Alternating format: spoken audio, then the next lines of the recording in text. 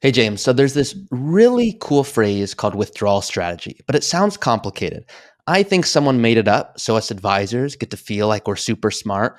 But what it basically is how do we create income in retirement? When you're working, it's pretty simple. You have your job that allows you to live off of that income. In retirement, it's a little different because most people have multiple accounts. There's a 401k, there's an HSA, there's a Roth IRA, there's a brokerage account, which we call the superhero. There's all these different accounts. So it's not that simple. Withdrawal strategy is what we're going to be talking about today. Let's do it.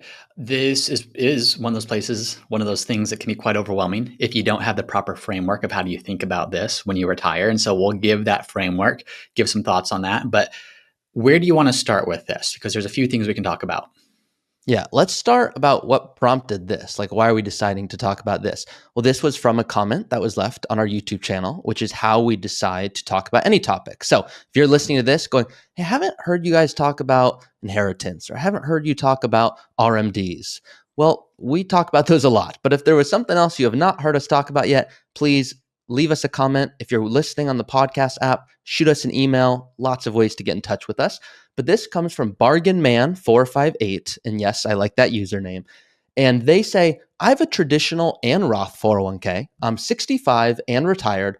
I want to withdraw from both accounts each month. How do I go about withdrawing without paying so much tax? Thank you. What's the first thing you think about, James, when you hear that? Well, the first thing I think about is probably what the first thing, I forget the username, Bargain Man 4141 or whatever it was, is that thing. How do I pay the least amount of tax? Now, most people, when they hear this, it's completely overwhelming. Now, if you know a little bit, you say, oh, easy. You say, what tax bracket are you in before withdrawals? Maybe based upon Social Security income, if that's coming in, maybe dividend income, maybe interest income. You see what tax bracket might you already be in. For example, maybe you're already partway through the 12% bracket. Great. Let's calculate how much you pull out of the IRA to fill up the rest of the 12% bracket, and then pull out enough pull out the remainder, I should say, from the Roth IRA. That makes a lot of sense if all you're looking at is this year. It's how do I minimize taxes? Well, I look at this year's tax brackets, pull the right amount from my traditional IRA to fill up the bracket I want, and then pull the remainder from the Roth. What that misses is more strategic long-term thinking. Why are we doing that? Why are we deciding the 12% bracket is the right level there? Why not the 22% bracket? Why not the 24% bracket? Why not more? And so the way we would think about that is you cannot make a good decision today if you don't know, or if at least you don't have a best guess as to what's 10 years from now going to look like. What's 20 years from now going to look like? And I don't mean exactly what you're doing and exactly how much you have in your portfolio and exactly who knows? But what you can do is you can run some basic projections or in-depth projections to say, if I do things this way, what's likely going to happen to my account balances over time, making some assumed rate of return, making some assumptions about what's going to happen.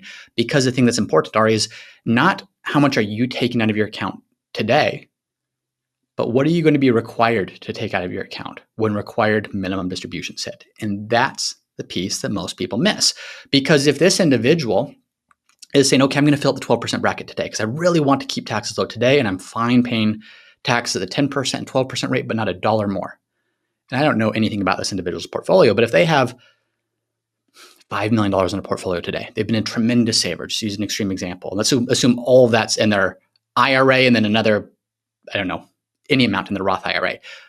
Well, if that 5 million, this is a very high example, but just to illustrate the point, if that 5 million stays in his IRA and keeps growing, and let's say it doubles by the time he hits required distribution age, that's a $10 million portfolio. And yes, I'm using an extreme example to illustrate the point here, but the required distribution on a $10 million portfolio in the first year in which you have to start taking required distributions is going to be somewhere just shy of $400,000.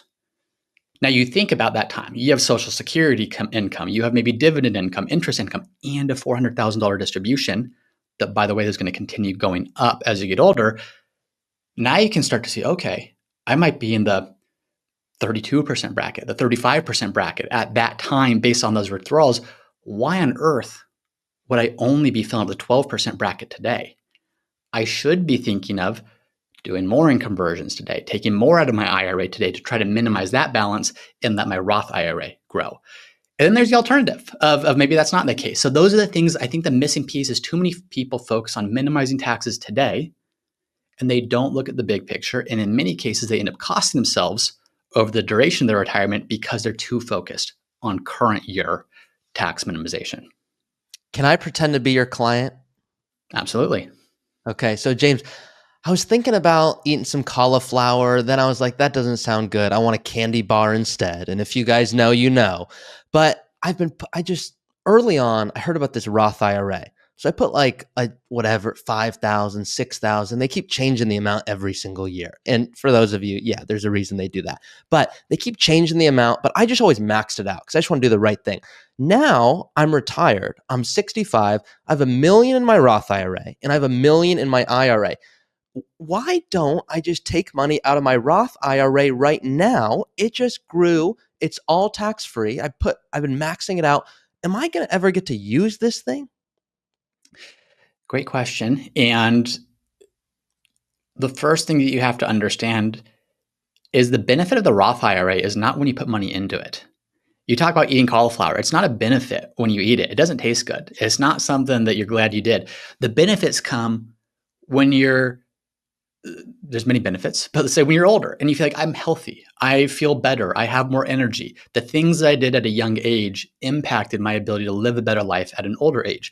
Same thing with a Roth. You put money into a Roth IRA, there is zero benefit to that today. It didn't save you a dime in taxes.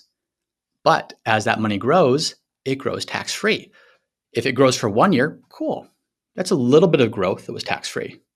If it grows for 10 years, that's a lot more growth that happened tax-free. If it grows for 50 years, now all of a sudden you have this enormous amount of tax-free growth. And so it's one of those things, it's the gift that keeps on giving, where the longer you let it grow, the more benefit you're going to have. That being said, you could just keep doing this thing until you're dead and never experience the benefit. So one of the things that you have to understand or have to start thinking about is, how do we tie this into our plan? And there's a whole bunch of different ways that you can do it. But first and foremost, understanding the benefit of the Roth IRA continues to compound over time as you continue getting that growth. Okay, so I'm reading between the lines here. It sounds like the financial answer would be to keep letting that Roth grow because it'll keep growing like crazy and I'll never pay taxes. So I hear you there, but it prompts another thought, which is, I'm not saying I'm the first person to ever invent this, but I might be. Why don't I put some of the investments that are not going to do well in the IRA? I'm not saying I don't want them to do well, but maybe some of the investments that maybe are a little less volatile in the IRA, and that I put the investments that are like supposed to be the best, because people talk about there's small cap and value and international, all these different things, but that's where advisors tend to lose me. In the Roth IRA, since I'm not going to touch that forever. Is that good or bad thinking? Yeah, you're right. So you have $1 million of both accounts, Ari. You've done a good job. You've got $1 million Roth IRA and $1 million traditional IRA. And for a number of reasons, both because of how much you want to pull from these accounts to support your spending and because your overall comfort level with the stock market, we've decided that a 50-50 portfolio is right for you. You want 50% in stocks and you want 50% in bonds. That's the right makeup. That's great. We are not going to put any of those bonds in your Roth IRA, at least as a starting point here. And here's why. You're not spending your Roth IRA today, and the benefits, as I just mentioned, of the Roth IRA are in the ongoing growth. So if your $2 million portfolio is $1 million stocks and $1 million bonds, we're going to put all those stocks, at least to start with, in the Roth IRA, and we're going to put all those bonds in your traditional IRA. There's a couple reasons for this. One is if your traditional IRA is what you're drawing down today. Now, I'm making some big assumptions here, Ari, because we've already worked through your tax strategy and other meetings, and so we already know what we're going to do. We already know what our withdrawal strategy is going to be. But what that's going to do is it's going to give us stability in the account that we're drawing money from, which is what we need. We don't want the account that we're drawing from to be totally fluctuating with the whims of the stock market. We can't afford to have the entirety of our withdrawal account drop by 30, 40% in a bad year. So we're going to put the stable stuff there, which is going to have called an unintentional benefit of it's not going to grow quite as much, aka won't be subject to as many required distributions when that time comes, going to give you the stability you need. All the while, your Roth IRA is continuing to grow because it is investing much more aggressively. Now, Ari, every few years, we're going to need to revisit this because just naturally speaking, your Roth IRA is going to, on average, grow more. Your traditional IRA might have a balance that's declining. We'll need to revisit that allocation every few years. But That's the concept of asset location, of do we have the right assets in the right account to support our withdrawal strategy, as well as our investment strategy, as well as our tax strategy.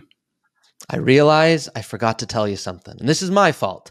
Now, I have no idea how this just happened, but the owner of Arsenal just gave me $300,000. Now, maybe he thinks I know what player I should pick, and for those of you who don't know, I'm a big soccer fan, but that 300,000, I don't think that's an IRA. I don't think that's a Roth IRA. It's this brokerage account thing. Does that change this? Because now the IRA, I know you said make that less risky because I'm going to pull income from it. The Roth IRA can be more risky, more aggressive is what we prefer to say. So that brokerage account, how would that fit in, especially since these two other accounts, we just created an allocation and now I just inherited some money. Do I just go change everything? So what you're probably going to want to use that brokerage account for, again, this is it depends, but I'm going to make some assumptions here, Ari, because we've gone through your strategy and we know what's going on, is you're actually going to spend down that brokerage account. And I know that you want to spend $60,000 per year from your investments in addition to the Social Security benefit that you have coming in. That's going to allow you to play soccer, eat all the cauliflower you want, and live a happy life. So $60,000 per year. Ideally, we like to have about 5 years of something set aside in some type of an investment that is not subject to the whims of the market. Something that's not going to yield a whole lot. It's not going to grow by 8, 10+% per year, but it's going to be there. It's going to be stable. It's going to be dependable so that if and when the market does drop, the thing that you're drawing down first isn't dropping with it. That might be CDs, that might be a money market fund, that might be municipal bonds, that might be different bond strategies. It could be a number of things. But what we're going to want to do is we might consider taking that brokerage account, making that the really conservative investment, really conservative part of your investment portfolio. Internally, we call that root reserves. What are the root reserves required to almost think of as like the moat around your portfolio, the moat around your plan to insulate you from the impact of the market? Let's draw that down. What does that do? Well, it gives you something that's stable, but also what it does is that $300,000 is post-tax money. It's already been taxed. As you're spending it, it's not like a traditional IRA where if you take $60,000 from your IRA, you have $60,000 of ordinary income that pushes you into a higher tax bracket.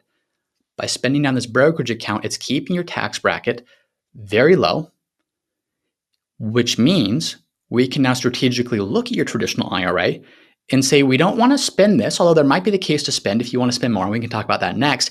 But if you're not going to spend it, do we start to shift very strategic amounts from your traditional IRA to your Roth IRA?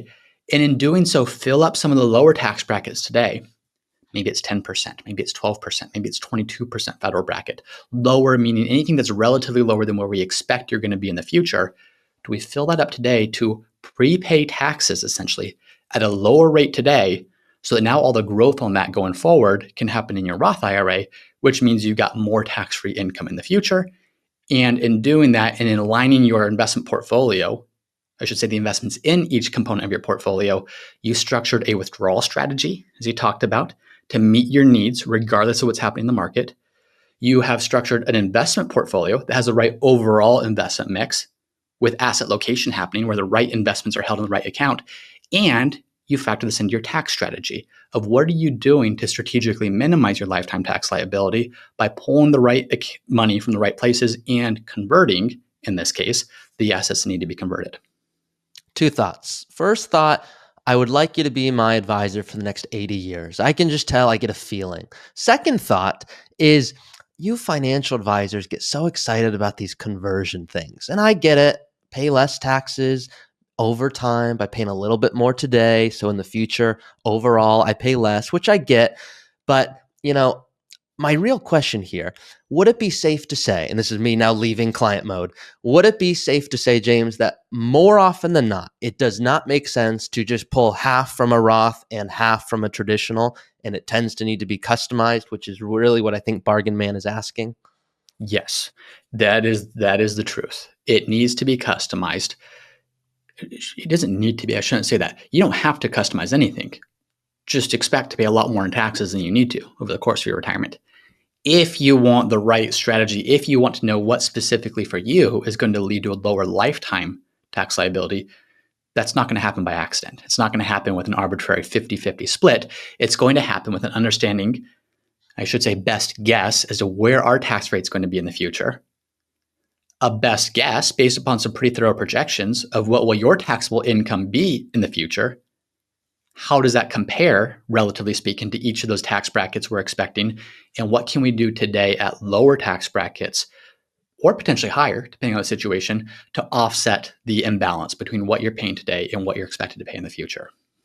Yeah, it makes total sense. And in all seriousness, I had a prospective client that I was speaking to who was that example of I maxed out my Roth IRA. Now I keep seeing it grow, which is awesome. But this particular couple, they had no desire, they had no legacy goals. They didn't want to leave 2 million to a child. So here's a couple that on paper should let their Roth IRA keep growing and they should pull from their IRAs. They know that's the right answer. But it feels weird to them because they're like, hey, am I ever going to use this Roth IRA? Like, I don't have legacy goals. It's only going to go to someone that I don't even know because haven't even thought about that. They just want to spend as much as possible. So what they don't want to do is go, we're only going to pull from the IRA. Roth IRA keeps growing. Now there's $4 million in there and they're 85. And they're like, we can't really spend what we want the rest of our life. So this is why, there's the financial answer and the real life answer. And that's a very valid point. And I would say that it's very easy to fall into the trap of always spend the IRA first and always let the Roth IRA grow. There are many cases where that's not the point. But what I will say is this, is by approaching it that way, it's almost like a form of tax insurance. If I'm spending my IRA today, I know what I'm going to pay. I know the tax bill I'm going to have. I know that there's going to be less of a required distribution at an unknown tax bracket in the future. So in a way, it's going back to your cauliflower example. I'm eating the cauliflower today in exchange for a healthier, more vibrant portfolio in the future.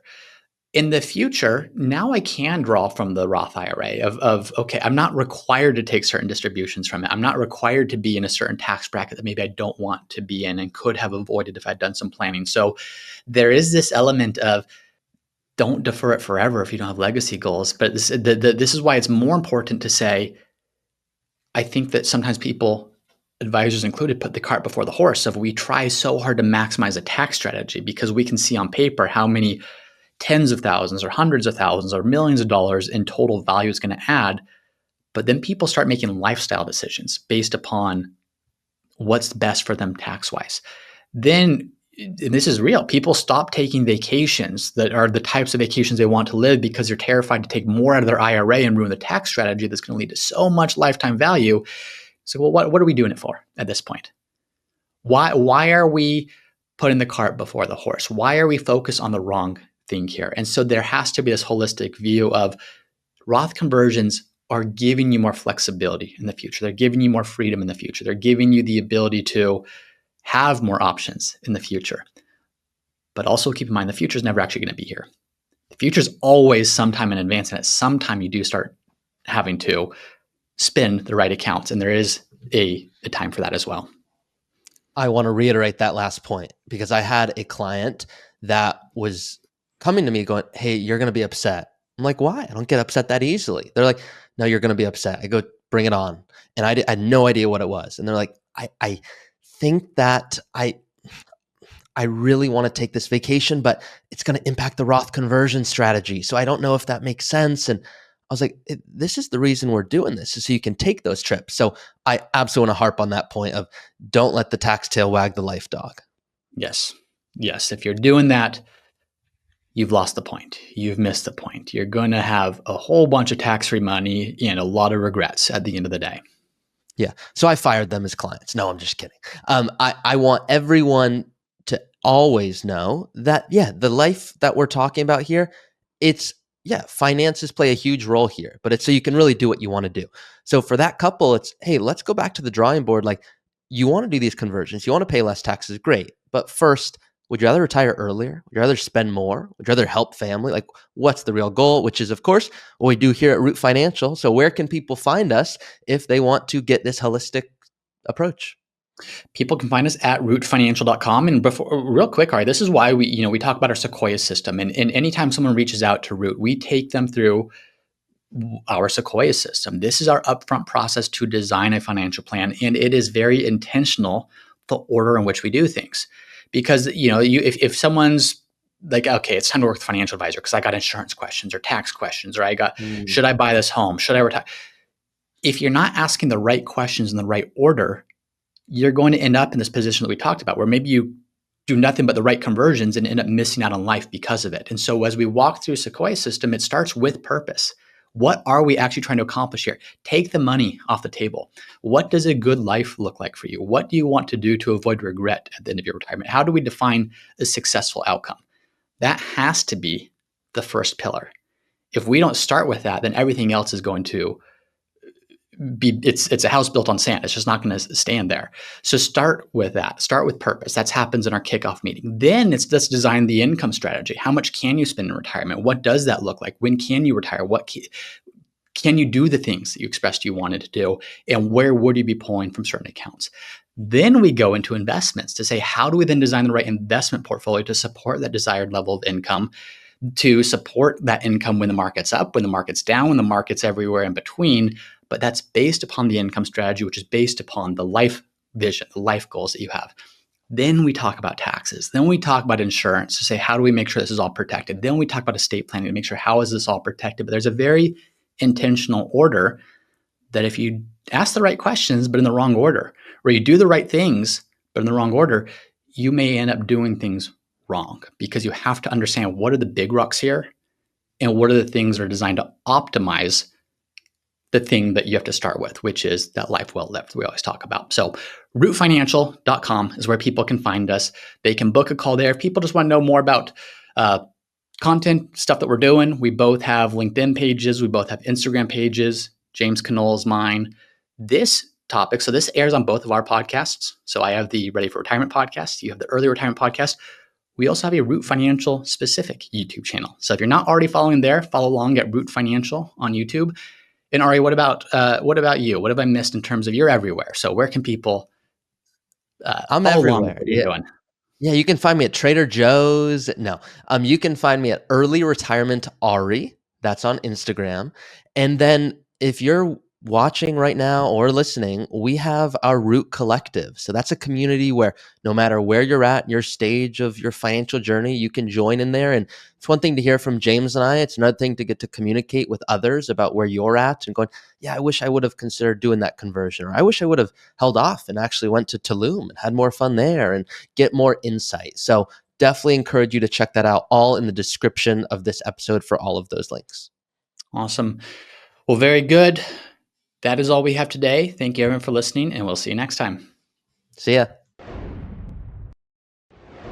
The information presented is for educational purposes only and is not intended as an offer or solicitation for the sale or purchase of any specific securities, investments, or investment strategies. Investments involve risk and are not guaranteed.